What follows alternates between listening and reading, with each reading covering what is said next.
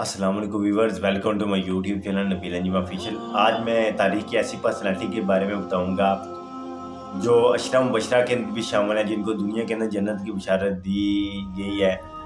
और वो एक रिचेस्ट पर्सन थे और उनका माल दौलत बहुत ज़्यादा था। और उनके बारे में ये हदीस में आता है कि दुनिया के हौज़ कौसर के अंदर सबसे पहले जो मलदार लोगों में मुझसे पानी पिएगा वो अब्दुर्रहमान बिन औफ है कि अब्दुर्रहमान बिन औफ की ये शान है। तो आपके मतलब ये आता है कि आपने जब दीन इस्लाम कबूल किया तो ज़ाहिर सी बातें उस दौर के अंदर ये सिस्टम था कि कुफार किसी को इस्लाम की तरफ राग़ब नहीं करने देते थे। कुफार नहीं चाहते थे कि कोई भी बंदा दीन इस्लाम की तरफ आए। कुफार नहीं चाहते थे कि इस्लाम की जो ये रेवोल्यूशन इसकी जो तहरीक है ये आगे बढ़े। जो ला इलाहा इल्लल्लाह मुहम्मद रसूलुल्लाह सल्लल्लाहु अलैहि वसल्लम की जो बात है ये लोगों के दरमियान फैल जाए, लोग मुसलमान हो। आप जब फतह मक्का जब आप मक्का से मदीना हिजरत करके गए, फिर आपने वहाँ पर सुकूनत इख्तियार की और कई जगहों में आप शरीक हुए। आपकी शान मुबारक ये है कि आपको दुनिया के अंदर ही जन्नत की बशारत दी। अब आपने बिजनेस कैसे अपना बढ़ाया, इनके मतलब सबसे पहले सुन लें कि इनका बिजनेस इतना था कि कहते हैं कि जब ये फोत हुए तो सिर्फ इनके पास जो ज़ुकात थी ना, ज़ुकात यानी कि ज़ुकात लेने वाला भी नहीं कोई मिल रहा था। और इतनी ज़ुकात थी अब्दुर्रहमान बिन औफ के पास कि उस ज़ुकात का जो सोना था इतना सोना था कि जब उस सोने को नापा गया, तोला गया ना, तो तब भी वो इतना यानी कि ज़्यादा हो गया। फिर क्या कि इतना सोना बड़ा था कि कुल्हाड़े के साथ काटा गया, आरियों के साथ काटा गया। इतना ज़्यादा सोना उनका सिर्फ ज़ुकात का बचा हुआ था। अब उनकी दौलत अपनी जो थी उसका अंदाज़ा ही नहीं है। अब यहाँ पर एक बात सोचने वाली है कि इन लोगों ने अपना पैसा, अपनी जो दौलत थी वो खुद के लिए नहीं रखी, बल्कि गरीबों के लिए, मजलूमों के लिए रखी। अब ये वो शख्स हैं जिनको दुनिया के अंदर जन्नत की बशारत दी गई। और काम कौन सा कर रहे हैं? बिजनेस है इनका। और बिजनेस इतना कि फिर अपना माल अपने पास सेव नहीं रखा। उन्हें कहा मैं लोगों को देना चाहता हूँ। और इतना माल दौलत जमा हो गया कि आरे के साथ काटना पड़ रहा है सोना को। और सोना अपना ज़ाती नहीं है, ज़ुकात वाला है। और आज हमारे पास कई 100 तोले सोना कईयों के पास पड़ा हुआ है, कहीं का 7 से ज़्यादा है। लेकिन आज क्या हम ज़ुकात दे रहे हैं? नहीं। क्यों? क्योंकि हमने दीन फ़कत 2.5 रुपये समझा हुआ है कि 100 के बदले 2.5 रुपये, 1000 के बदले 25 और 10,000 या इस तरह कोई आ गया ये तो 250-300 रुपये हम दे देंगे। लेकिन पर बंदे के हिसाब से हमने जब ज़ुकात की हम बात करते हैं तो वहाँ पर हम फ़कत इसी ये देते हैं कि 300 रुपये दे दो पर बंदे के हिसाब से 120 या 150 या 200। यानी कि हमारा ये आज उम्मत का ये अहवाल बना हो कि चाहे लाखों में कमा रहे हैं लेकिन देना इतना ही है कि हमारे जो आटे का रेट है या किसी मौलवी के पास जाके हम 250-200 क्या कि ना वो दे देते हैं, जबकि ज़ुकात कई हज़ार बनती होती है। तो यहाँ से बात बताने का मकसद था कि इन्होंने अपना बिजनेस जो था ना इतना था कि उनके पास सोना जो काटना था वो भी आरे के साथ काटा गया, कुल्हाड़े के साथ। अब बिजनेस इंक्रीज कैसे हुआ, इसके 3 पॉइंट थे। इनसे पूछा गया कि इतने मालदार इंसान कैसे बने हो? एक गरीब थे, एक मिडिल क्लास थे। तो हज़रत अब्दुर्रहमान बिन औफ ने फरमाया कि मेरे बिजनेस करने के 3 रूल थे। पहला रूल ये था कि मैंने ना उधार माल लिया है ना उधार माल दिया है।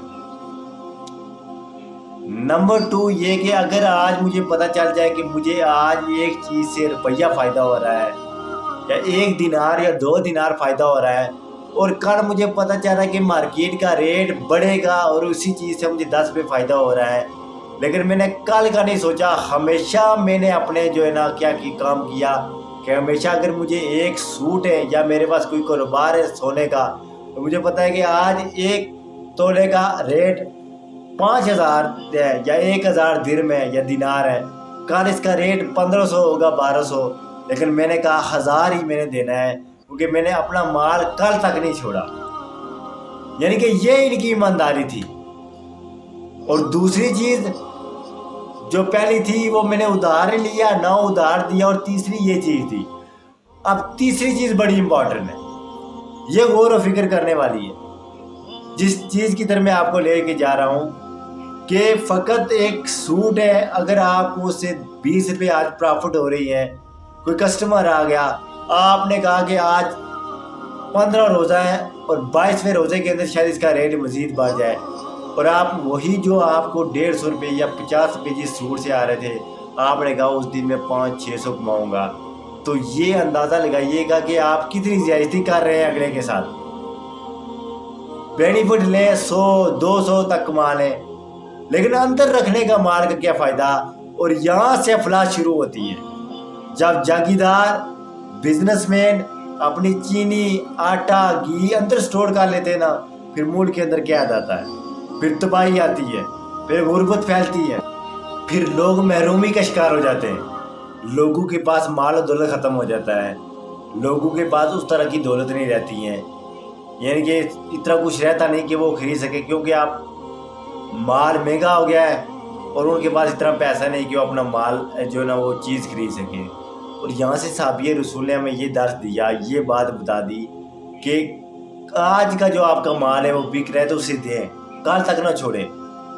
اور ایمانداری، یہ چیزیں اپنے اندر لائیں گے تو آپ کا بزنس پروگریس ہوگا، آپ لوگ کامیاب لوگوں میں شامل ہوں گے۔ تو یہ چیزیں جب معاشرے کے اندر، جب قوم کے اندر آتی ہیں نا، پھر وہاں پر انقلاب آتا ہے، پھر وہاں پر چینجنگ آتی ہے۔ اب بیس منٹیں جب خراب ہونا شروع ہو جاتی ہیں نا، پھر اوپر لیول تک بھی کرپشن جو نا نظام جو سسٹم جو ہے نا وہ خراب ہی رہتا ہے، اور اوپر سے جو غلط سسٹم ہونا شروع ہو جاتا ہے پھر وہ نیچے والوں کو نہیں پوچھتا ہے۔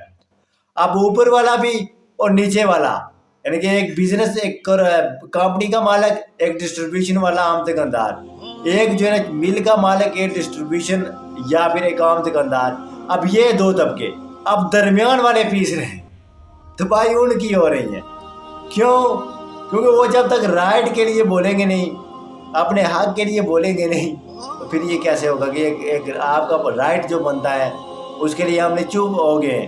تو پھر جب یہ سٹوریج، یہ آٹا چینی چاول، یہ جو ہے نا ہمارے وہاں کبھی کبھار جو ہے نا ہر چیز کی قید پڑ جاتی ہے، ٹماٹروں کا بھی قید آ جاتا ہے اور پٹرول کا بھی آ جاتا ہے، یہ ان کی جو ہے نا کمی آ جاتی ہے۔ وجہ کیا ہے؟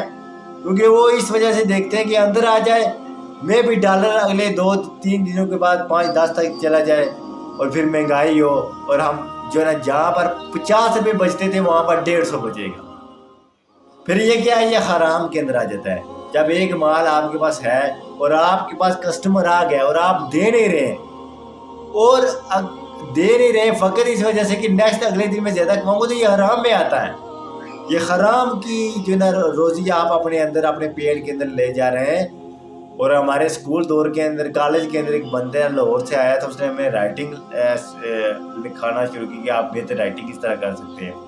اس نے 100-200-300 روپے پتہ نہیں لیے تھے ہم سے، ریڈ فاؤنڈیشن کالج کی بات ہے۔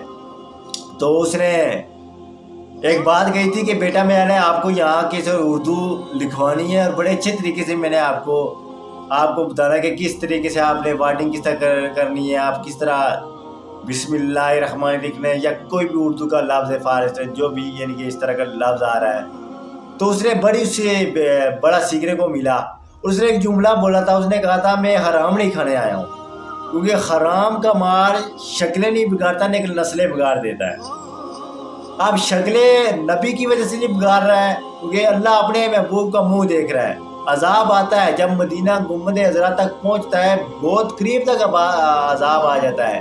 اب گنبد عذرا جو ہے نا اس کا اور زمین کا جو آپ ڈسٹینس دیکھیں، یہی اگر 40-50 فٹوں کا گیس یا 60 فٹ لگا رہے ہیں، عذاب 60 فٹ تک آ جاتا ہے، لیکن جو ہی گنبد عذرا کو دیکھتا ہے پھر پیچھے پلٹ کے چلا جاتا ہے۔ وجہ کیا ہے کہ قرآن کہہ رہا ہے کہ جب تک آپ ان میں موجود ہیں ہم ان پر کوئی عذاب یا ان کی شکلیں وغیرہ نہیں بگاڑیں گے۔ اب کرتوت ہمارے برے ہیں، اور کسی وجہ سے معافی میری ہے، ہمارے نبی کی وجہ سے۔ اور دوسرا، مال کے اندر جو ہے نا یہاں پر بزنس مین اور سرمایہ دار جو طبقہ ہے، یہ ان لوگوں کے لیے ایک مشورہ ہے، ان لوگوں کو ایک میسج ہے کہ یہ وہ صحابی رسول ہے جن کو دنیا کے اندر جنت کی بشارت دے دی. فرمایا صدیق فی الجنہ، عمر فی الجنہ، عثمان فی الجنہ، علی فی الجنہ، عبیدہ بن جراح فی الجنہ، عبد الرحمن بن عوف فی الجنہ. یہ ان لوگوں کے اندر آتا ہے. سعد بن ابی وقاص، زبیر بن عوام، یہ جو 10 جو خوش قسمت صحابہ کرام تھے، اور اب ان لوگوں کو جنت کی بشارت دی گئی ہے. ان کے بارے میں قرآن نے کہا اولئک هم الصادقون، بس یہ آپس میں سچے ہیں، ان کا دل آپس میں اس طرح نرم ہے کہ ان کے دل کے اندر برائی نہیں. پھر میں راضی اللہ تعالیٰ عنہ، میں ان سے راضی اور یہ مجھ سے راضی. یہ وہ لوگ تھے جن کے بارے میں قرآن کی آیتیں نازل ہوئی، اور ان لوگوں کی اگر کوئی گناہ بھی کرتا تو اجتہادی غلطی آ جاتی، اور یہ بھی کام بزنس مین کی طرح یہ کام کر سکتے تھے، لیکن ان لوگوں نے یہ کام نہیں کیا. کیوں؟ کیونکہ یہ لوگ خوف خدا رکھنے والے تھے، یہ اللہ سے ڈرنے والے لوگ تھے. انہوں نے اللہ کا خوف اپنے اندر شرائط کیا ہوا تھا، اور جب ان لوگوں نے اللہ کے خوف کا اپنے اندر لایا تو دنیا داروں کا خوف ان کے اندر سے ختم ہو گیا. تو یہ چیز تھی کہ آپ نے اپنے بزنس کو بڑھائیں، اپنا بزنس انکریز کریں، انویسٹ کریں، لیکن یہ ہے کہ حرام طریقے سے نہیں. آپ حلال طریقے سے اپنے کاروبار کو بڑھائیں، آپ خوشحال ہوں گے، سکسیس ہوں گے. حلال طریقے سے آپ کو کامیابی 1.5-2 سال بعد مل رہی ہے، اور حرام طریقے سے 6-7 ماہ کے بعد مل رہی ہے، تو اس 1.5-2 سال والے کو آپ چیک کریں، اس سے بہت کچھ سیکھنے کو بھی ملے گا، کیونکہ اصل کامیابی آپ کی ناکامی کے بعد آئے گی. تو اس وجہ سے بعض لوگ جو بزنس کے اندر انٹرسٹ رکھتے ہیں، کہ موسٹلی یہ اسٹوڈنٹ کے اندر ہوتا ہے کہ وہ ڈگری لے کے، آج کل ڈیزائر یہ ہے ہر کسی کا کہ میں نے بزنس کرنا ہے. ماسٹر ڈگری کر رہا ہے وہ میتھ کے اندر یا فزکس کے اندر، کیمسٹری کے اندر، لیکن یہ خواہش یہ بن گئی ہے کہ میں ایک بزنس مین بنوں گا. اب بزنس کے اندر پیسہ ہے، اور وہ پیسہ کیسے آتا ہے؟ اگر آپ حلال طریقے سے کمائیں گے تو آپ کے پاس پیسہ یعنی کہ حلال جو ہے نا آئے گا، اور اس کے ساتھ رزق کے اندر برکت ہوگی. اور حرام طریقے سے کمائیں گے تو اس کا کوئی فائدہ نہیں ہے. اللہ میں ان صحابہ کے راستے پر چلنے کی توفیق عطا فرمائے. Thank you.